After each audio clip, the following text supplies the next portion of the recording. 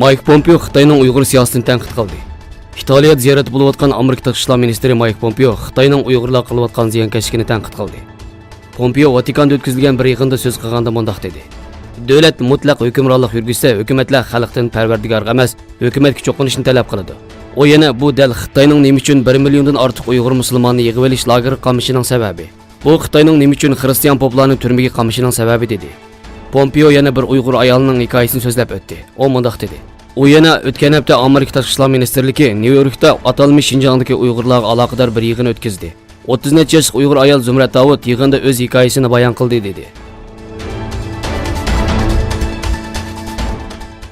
Samsung Xitoydagi yanfon ishlab chiqarishni to'xtatdi. Samsung shirkati Xitoyda yanfon ishlab chiqarishni to'xtatganligini bildirdi. Shirkat dunyodagi eng chong aqliy iqtidorli telefon bozori bo'lgan Xitoydagi yerlik shirkatlar bilan bo'lgan raqobatlarning kuchayishi sababli ziyon uchirganligini bildirdi. Shirkat Xuju shahridagi eng oxirgi zavodini taqash orqali Xitoydagi ishlab chiqarishni oxirlashtirdi.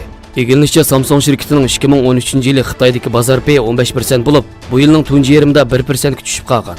Mutaxassislarning qarashicha Samsungning bozor payini Huawei va Xiaomi egallagan.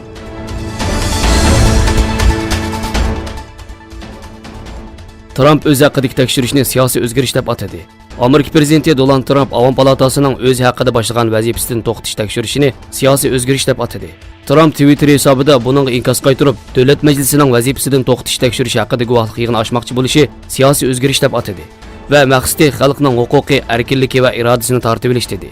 Bundan burun Amerika tashqi ishlar ministri Mايك پومپېئو Demokratlar partiyasining tekshirish hay'atini ayblagan bo'lib, tashqi ishlar ministrligining 5 nafar xodimining hujjat bilan ta'minlashi yoki guvohlik berishiga qarshi turgan.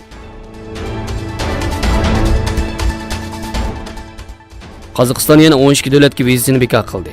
Qozog'iston viza kechirim qilingan davlatlar tizimiga yana 12 davlatni ko'paytdi.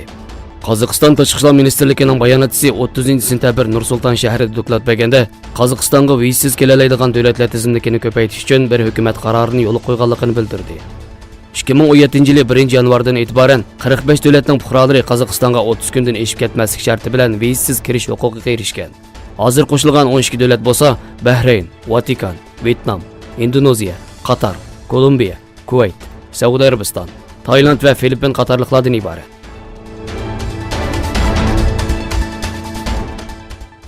Amerikaning Connecticut shtatida tushib ketgan 2-chi dunyo urushidan qolgan B-17 tipli bombardimonchi aeroplanda dastlabki tekshirishlarga qaraganda 5 kishi o'ldi. Connecticut valisining bayonotchisi B-17 tipli bombardimonchi aeroplanining Hartfordning shimolidagi Bradley xalqaro aerodrom atrofida tushib ketganligini bildirdi.